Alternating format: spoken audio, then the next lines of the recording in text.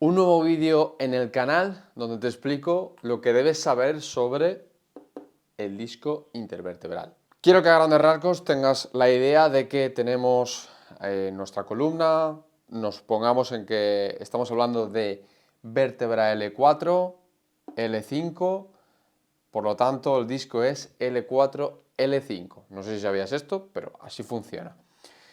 Esto que te presento al final es pues, el modelo de tu propia columna lumbar, donde tenemos por un lado el cuerpo vertebral, tenemos el disco intervertebral, cuerpo vertebral y luego tenemos la parte donde están los pedículos y las apófisis transversas y la espinosa en concreto, ¿no? Por aquí pasaría el canal y el canal pasaría como por aquí, el canal medular, ¿vale? Por ahí en medio. ¿Qué tienes que saber de todo esto?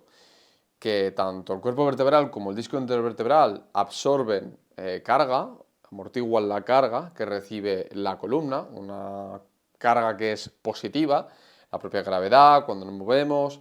En un gran porcentaje el cuerpo vertebral asume, pero el disco evidentemente que es como un amortiguador. Voy a coger el disco y vamos a coger la misma visión desde arriba, ¿vale? Lo voy a hacer un poquito más grandecito. En el disco intervertebral tenemos dos partes bien diferenciadas. Tendríamos por un lado el anillo fibroso, que sería la capa externa, y como curiosidad que las capas están entrelazadas en distintas direcciones para contener el interior, principalmente están formados por colágeno. Luego tendríamos pues, el núcleo, donde tendríamos el famoso núcleo pulposo, que es, para que te hagas una idea, cuando tenemos una hernia, lo que sale fuera, ese contenido gelatinoso que está principalmente formado por proteínas disueltas y agua, es cuando sale fuera, ¿no? ¿Cómo funciona al final este complejo? Cuando nosotros recibimos carga, pongamos gravedad, pongamos el impacto, digamos que se genera una presión que lo que hace es, pues al final, toda esta zona lo que hace es amortiguar. Y esa presión que se genera sobre el disco intervertebral lo que va a producir precisamente es presión y eso nos va a permitir movernos al final en la apilación entre vértebra-disco, vértebra-disco. ¿Qué ocurre? Cuando recibimos esa carga, el núcleo, que al final es agua, presiona las paredes en todas las direcciones. Visto de esta manera, pues en todas las direcciones. ¿Y qué ocurre? Pues al final, al generar esa presión, nos podemos mover. Quédate con esto porque es importante, en definitiva, entender cómo funciona mecánicamente ese disco intervertebral. Esto al final no actúa de manera aislada. Nosotros tenemos ligamento por delante, ligamento por detrás. De hecho, si me hicieras un corte en un tejido vivo, esto se vería bastante todo rojo y costaría incluso diferenciar una zona de otra. ¿De acuerdo? Entonces, quiero que entiendas eso, que hay ligamentos y que pues, por aquí pues, habría músculos. Por ejemplo, pues, por aquí tendríamos que si al psoas, que si tendríamos aquí, por aquí al multifidus, o sea, tendríamos musculatura que al final se ancla a todas estas zonas, ¿no? Entonces, quiero que entiendas que al final esto no es simplemente cuerpo vertebral o vértebra con disco, sino que hay ligamentos, hay vasos sanguíneos por la zona, hay nervios, o sea, al final es algo como mucho más complejo y está como todo mucho más mezclado, ¿no?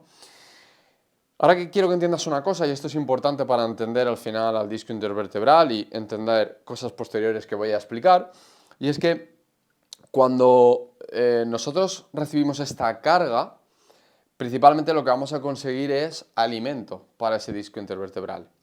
No lo he mencionado antes, pero la capa más externa del disco intervertebral recibe cierta inervación nerviosa y cierto riego sanguíneo, pero al final es algo súper limitado. Sí que ocurre que cuando hay una discopatía, sí que puede invadir un poquito más esos vasos sanguíneos y esos nervios a esa zona, con lo cual puede hacer que se pueda sentir más dolor en el propio disco, pero eso sería otro tema, ¿no? Pero principalmente, ¿cómo se alimenta el disco intervertebral? Pues con la carga que recibimos, con el impacto que recibimos a la hora de movernos, al caminar, microimpactos, al correr, impactos, da alimento al disco. ¿Cómo se produce ese mecanismo? Esto se llama imbibición, que sería igual que, al igual que aprietas una esponja, cae el líquido, sería lo mismo. ¿Cómo produce eso? ¿Cómo se produce? Principalmente en esta zona tenemos una unión que se llama la placa base o placa terminal, que es por donde se difunde hacia el interior del disco intervertebral el riego sanguíneo, porque el hueso, al ser del cuerpo vertebral, al ser esponjoso, tiene sangre en su interior y entonces con el impacto así es como se nutre, así es como se difunde todos esos nutrientes sobre el disco intervertebral. Por lo tanto, este tejido necesita movimiento, necesita carga. No necesita al final, en definitiva, que no está mal, ¿no? Ir a nadar, pero que al final tú tienes que hacer actividades también que te fortalezcan en tu ambiente, ¿no? Por ejemplo. Entonces es importante recibir dicha carga, muy importante, para que el disco se nutra. Luego, ¿por qué ocurre más que personas sedentarias tienen más porcentaje de degeneración discal? Pues precisamente al moverse menos se alimenta peor el disco y esto a la larga puede favorecer una degeneración discal. Que la degeneración discal no tiene por qué estar relacionada con dolor, eso es otro tema, pero principalmente quiero que entiendas todo esto, que en definitiva el disco se tiene que nutrir, el movimiento es bueno para el disco intervertebral. ¿Qué ocurre cuando al final se produce, pues, pongamos una protusión? Una protusión sería que con el paso del tiempo se puede producir una degeneración donde digamos que las dimensiones naturales del disco intervertebral como que se abultan un poquito, Y esto, pues evidentemente, si luego tienes por aquí, pues hablemos de una raíz nerviosa, pues hay más riesgo de que pueda tocar, que al final está el entredicho si el tema de que comprima de verdad genera un problema por la propia compresión o es simplemente por el entorno inflamatorio que se genera.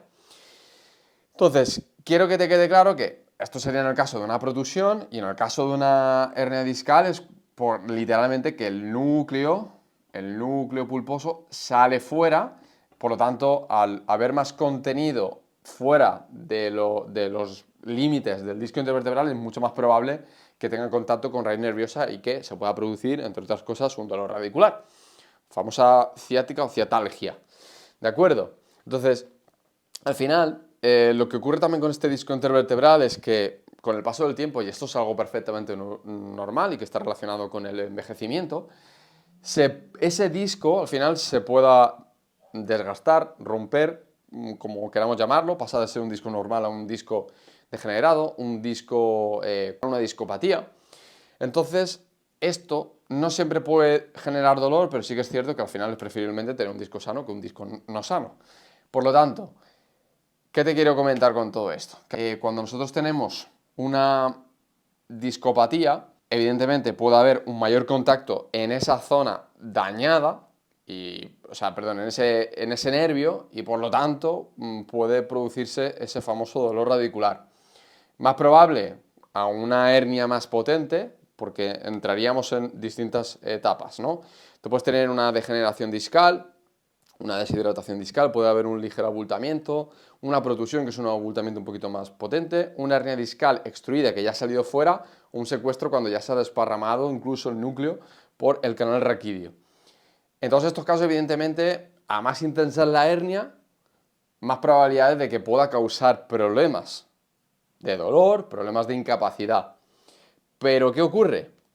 Y aquí es una de las cosas que no te he explicado antes y te explico ahora. El disco intervertebral tiene en su interior, digamos que un tipo de células que no son las mismas que el resto de células de nuestro organismo. ¿Qué ocurre con todo esto? Hay una serie de factores que influyen, pero cuando el disco intervertebral sale fuera, el contenido del disco intervertebral sale fuera, el núcleo pulposo, lo que puede ocurrir precisamente es que se genere una inflamación en toda esta zona que pueda ser realmente la causante de ese dolor radicular.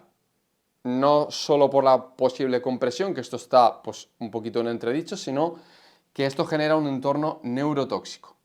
El contenido del disco no lo reconoce el resto del cuerpo, entonces, ¿qué hace el sistema inmune? que al final es el sistema que se encarga de enfrentarse a elementos invasores o para producir reparaciones. Que al final, al considerar que esto, que tiene un ecosistema distinto al resto del organismo, lo percibe como algo extraño y por lo tanto aquí genera más inflamación.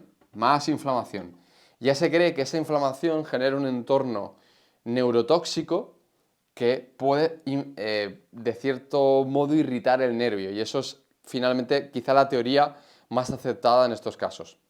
¿Qué ocurre? Que si no haces ejercicio, la inflamación es más descontrolada, si tienes unos malos hábitos. En el caso de que tú tengas unos buenos hábitos, realices ejercicio físico, la inflamación es más probable que esté más controlada.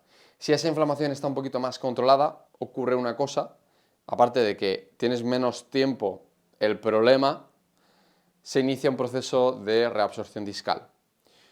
Y principalmente el causante de generar una reabsorción discal es el sistema inmune.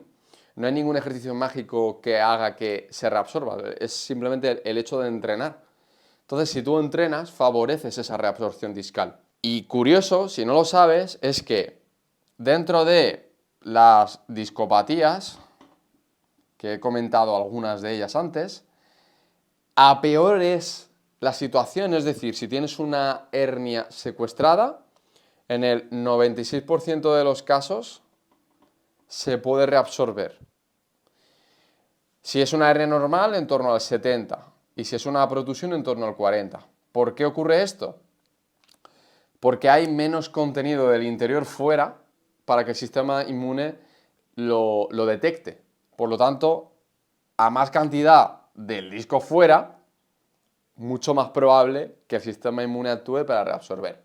¿Vale? Entonces, te he estado comentando bastantes cosas acerca del disco intervertebral, más o menos cómo funciona, al final qué es una discopatía y sobre todo el tema de reabsorción discal. Si quieres que comente más cositas acerca de todo esto, pues dale a me gusta a este vídeo, suscríbete al canal, porque si veo que hay interacciones, pues hablaré más de todo esto, que al final esto es importante conocerlo, para saber cómo afrontar tu recuperación por una hernia discal o por una protusión discal. Así que nada, muchas gracias por haber visto este vídeo y como ya he dicho, interactúa con él para que yo suba más cositas que te van a resultar interesantes. Un fuerte abrazo.